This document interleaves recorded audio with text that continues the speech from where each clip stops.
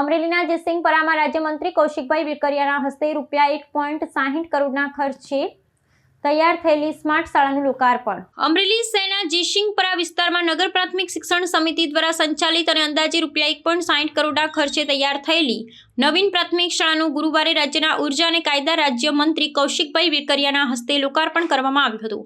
અમરેલીના સાંસદ ભરતભાઈ સુતરિયાની પ્રેરક ઉપસ્થિતિમાં યોજાયેલા આ કાર્યક્રમ થકી શહેરની ભાગોળે વસતા 300થી વધુ વિદ્યાર્થીઓને એક અત્યાધુનિક વિદ્યાધામની ભેટ મળી છે। શિક્ષણ ક્ષેત્રે માળખાકીય સુવિધાઓ વધારવાના સરકારના અભિગમ અંતર્ગત આ શાળાનું નિર્માણ કરવામાં આવ્યું છે। આ નવનિર્મિત શાળામાં વિદ્યાર્થીઓના સર્વાંગી વિકાસ માટે સ્માર્ટ બોર્ડ, આધુનિક પ્રયોગશાળા અને સુસજ્જ વર્ગખંડો જેવી સુવિધાઓ ઉપલબ્ધ કરાવવામાં આવી છે। ઉદ્ઘાટન પ્રસંગે મંત્રી વેકરિયાએ જણાવ્યું હતું કે રાજ્ય સરકાર છેવાડાના માનવી સુધી ગુણવત્તાયુક્ત શિક્ષણ પહોંચાડવા કટિબદ્ધ છે। તેમણે ખાતરી આપી હતી કે આગામી સમયમાં અમરેલી વિધાનસભા વિસ્તારની તમામ સરકારી પ્રાથમિક શાળાઓના મકાનોનું નવઘડતર 100% પૂર્ણ કરવામાં આવશે, જેથી ભવિષ્યની પેઢીને શ્રેષ્ઠ શૈક્ષણિક વાતાવરણ પ્રાપ્ત થઈ શકે।